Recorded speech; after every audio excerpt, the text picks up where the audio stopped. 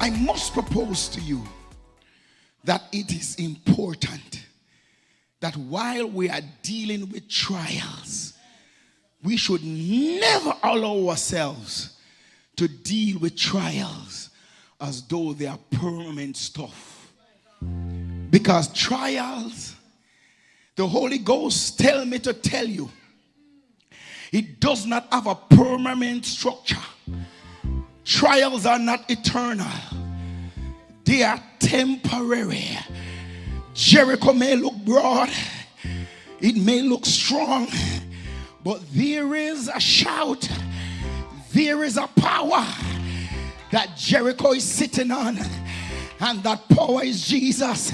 Oh God, isn't it something that the same devil you are fighting is resting on the word of God, and all it takes is somebody with faith just to release your praise, and the foundations will shake. Somebody say, shake Jericho, God.